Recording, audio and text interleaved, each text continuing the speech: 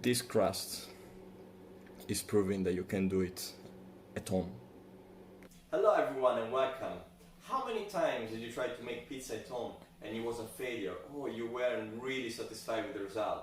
In this video I'm gonna show you how to make it step by step from the beginning to the end. So keep watching and I'll see you soon.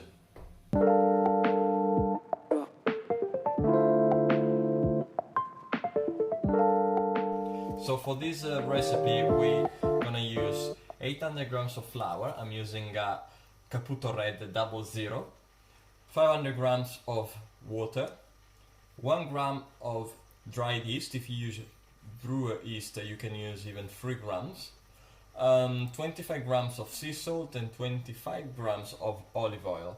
So we start by pouring half of the water in the flour, and we're gonna pour as well the yeast, which I had before melted in some water.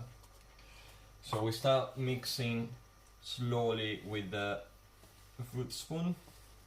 We want to form the gluten slowly and nicely. So this is a process that sometimes it can be fun, sometimes can be frustrating. It depends on how you take it and like how much patience you have in order to do it. So let's carry on pouring the water. Sometimes with a machine you would pour it more gradually, but when you hand knead is kind of different, let's say. So you can actually pour it straight away at the beginning. The important is that the gluten is forming. So there will be a situation where you will have a dough that results very sticky.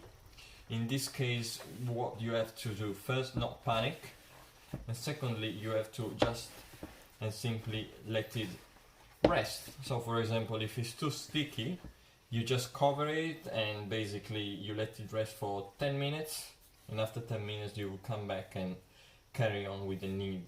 So I've already mixed the main ingredients roughly, so I can start using my hands and trying to operate in this way. So from the outside to the center, mixing the ball. Then if you have your own techniques, well, if it works, it's great. I like to use the bowl first because it keeps the surface cleaner, and it does less mess around, let's say. So as you can see, I've got sticky hands, but I'm not worried about it. I'm just actually seeing that the gluten is already formed. We're not gonna use like the salt straight away. We want to form the gluten a bit more. As you can see, we have already like a decent dough.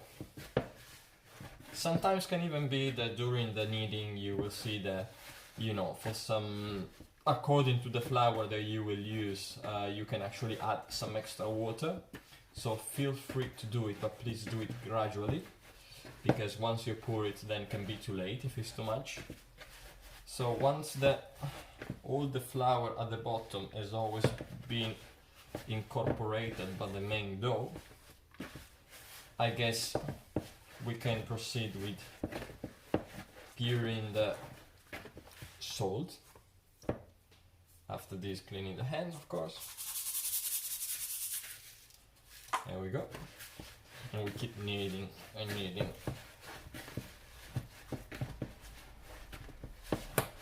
So the salt is getting incorporated by the dough. As I mentioned before, sometimes it may happen that you may need more water from what I say before in the original recipe. Indeed, I decided to add 25 grams more. So for this recipe, I'm gonna use 525 grams of water. I'm gonna drop it gradually because now it's gonna be a bit more complicated to get incorporated, as because the gluten is already formed. Well, also pouring the water when the salt has been dropped is good because it's gonna help it to be better absorbed. So when you add extra water at this stage of the kneading, the absorption can be a bit more complicated, and if you knead by hand, it may require more time of rest. So in this case, I'm gonna pour a little bit extra,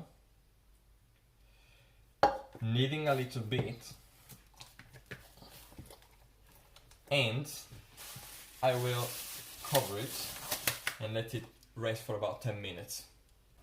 So after 10 minutes, that's how the dough looks like. It's obviously more strong and smooth. So now is the turn of pouring the olive oil. We're gonna drizzle it on top, slowly as well. Let's remember, kneading by hand is different than kneading with the dough. We don't have the same power of a machine, and we need to follow certain steps. So we can pour the rest of the olive oil, and what I'm gonna do, I'm gonna work it gently. In this case it's a bit more complicated because we got a strong gluten already, so I'm just gonna let it rest another 10 minutes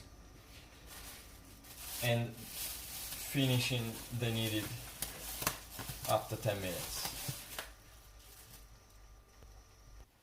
So after another 10 minutes, the dough has rested again, so we can actually pull the dough out. As we can see, like, even the oil has been partly absorbed, so we can actually start with the final shaping. So it's just, we can proceed in this way. As you can see, we have like a nice and smooth dough. So after 5 minutes of kneading, our dough is almost ready to the final rest.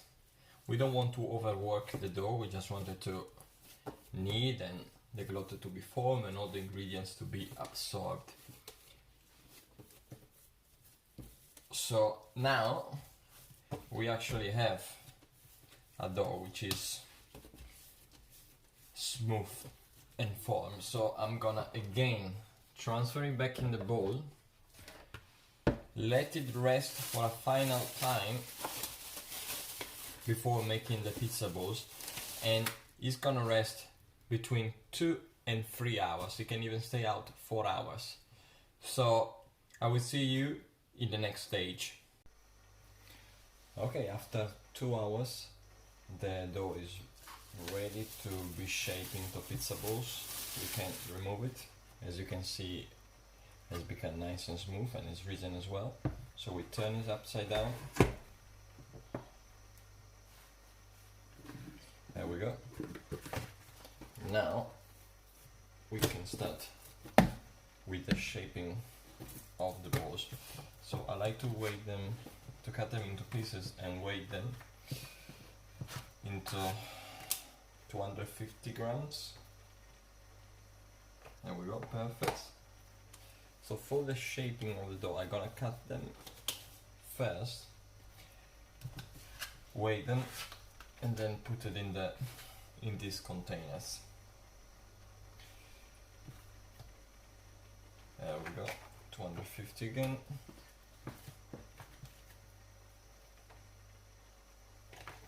A little extra, so just... Okay, perfect. So I got 3 pizza dough. With this one I'm gonna do another project later. So for doing the pizza balls, I'm gonna show you the technique. So you actually have to take the ball and with your palm, you actually press it down slowly, and with the finger on the inside you go this way. Okay, so basically you kinda lay the dough on your palm and then with the finger you press in the inside. So we can see we got nice and smooth dough, which makes it a good dough. So then you spin it on the palm. Now it is like that, which means it's still open. We need to give it a little press, and we are done with the first one. Again with the second one. So we palm, finger pressing on the inside, and we do a little pressure. We want to make the ball gain some strength. We spin it again, and it's open, of course, so we're gonna close it and place it inside again the container. So with the third one, again, I can show you, palm, palm, and then we spin it, and then we close it. There we go, and we place it here. So now, lids on top of the container, close it. I'm gonna put it in the fridge for about 48 hours, depends when you need it. The best is that you use it not before 24 hours. Then I'm gonna see you in the next stage where I'm gonna show you how to bake it in the home oven. I'll see you very soon. Okay, we're almost there for baking the pizza. But before that, I want to show you how to do the pizza tomato sauce. And for doing it, we just need 3 simple ingredients: plum tomatoes, fresh basil, and salt. So the best way to prepare plum tomatoes for the Italian pizza is to crush them by hands to preserve flavors and textures. Even though, like, even the hand blitzer is a good helper, and today indeed I'm gonna use it. So we can actually start now by puring these plum tomatoes in this measuring jar, and I'm gonna put some leaves of basil, and usually for 400 grams I would say half a teaspoon of salt. And there we go, we can start with the blizzing. Not too much, we want to make it a bit rough. There we go, in this case it's already done. So the reason why I'm saying not to break it down too much with the blitzer is still because we want to recreate the kind of flavor and texture that the breaking with the hands the tomato would do anyway. So I still like it both ways. So I will see you shortly in the final part of the video. Okay, here we go. So I set the oven on maximum temperature and on grill mode. Okay, so we got the heat from the top. We got a pan, we're gonna use it very soon, and we got the stretching section. Okay, so what we're gonna do, as I say, we store this for 48 hours, depend on what we're gonna do. That's how the dough looks like. We're just gonna pour it down, wait a few seconds until it's gonna come down, and it will come down.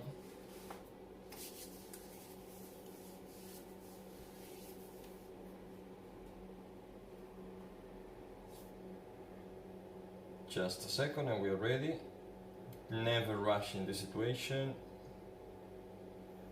To avoid to stick, maybe you can put extra oil. And there we go. Perfect. As you can see, the dough is perfectly risen and proofed, and it's perfect to be used. Right, before start rising, we don't have a lot of time, so I'm gonna start switching on the fire on the pan. This is like a kind of crepe pan. I'm gonna switch it on.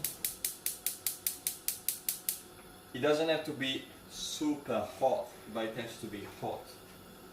And now we can carry on with the stretching. Okay. This is the technique I'm gonna show you. So you press in the middle, in the middle, in the middle. 1, 2, 3. And again, 1, 2, 3. As you can see, it's a very smooth and nice and risen dough. Okay? You're gonna open it a bit more here. Now you remove the excess of flour. You can give some slap to remove the extra flour. Not too big, please, okay?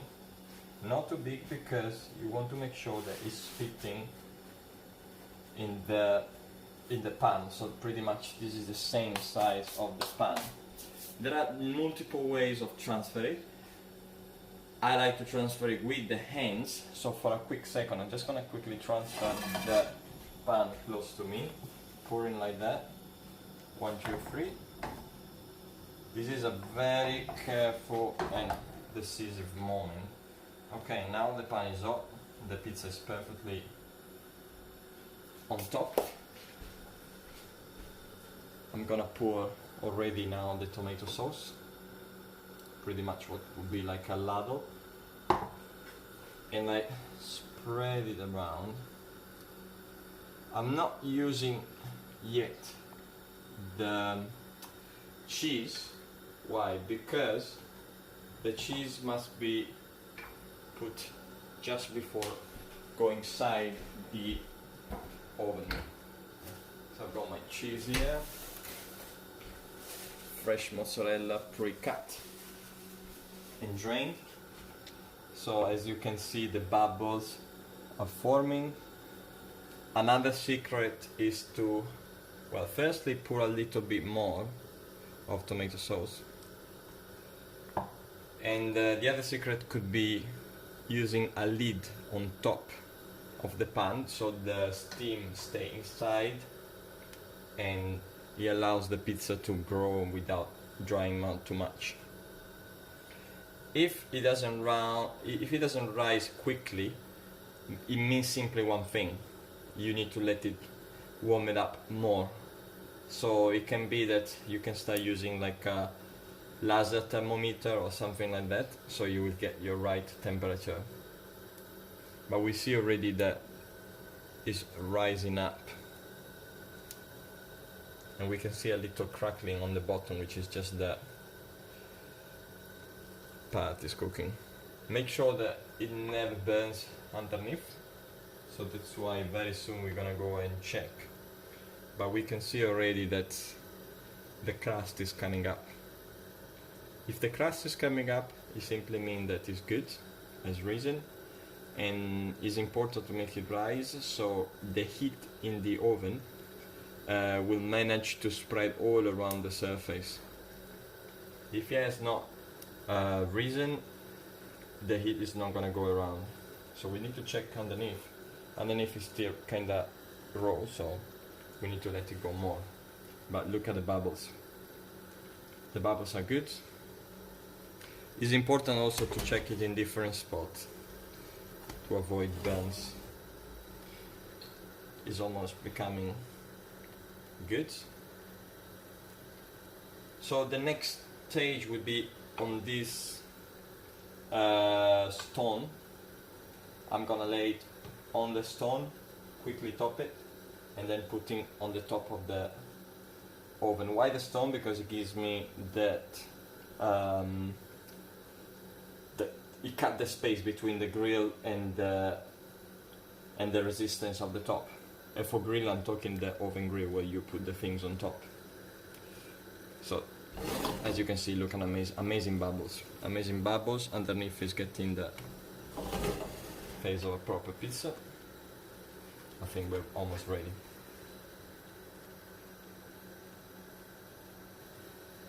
Okay, so now we just put it here. We close the fire quickly. This process has to be done quickly. We put the cheese. You can decide whether to put it outside or before cooking. And now with this, quickly we go on top, and we can show how close it is to the resistance. After 1 minute, that's how it looks like. As I say, we need to be careful. Be careful for the possible bubble. Okay, after 2 minutes, that's how the pizza came out from a domestic oven. As you can see, almost like a wood fire oven. We can actually give a cut and see how it looks from the inside.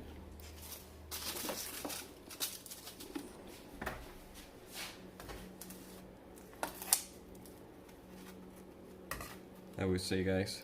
Here we go, guys. Ladies and gentlemen, this is how it looks. Amazing. Like, this is proper pizza.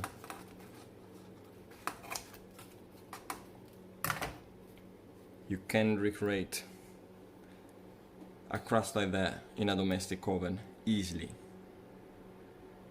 This is really, really beautiful. You can see underneath. The appearance, of course, is like the one in the wood fire oven. Pretty much, I'll be honest, it is still a domestic. There must be a reason why there are ovens for pizzas, but still, this crust is proving that you can do it at home.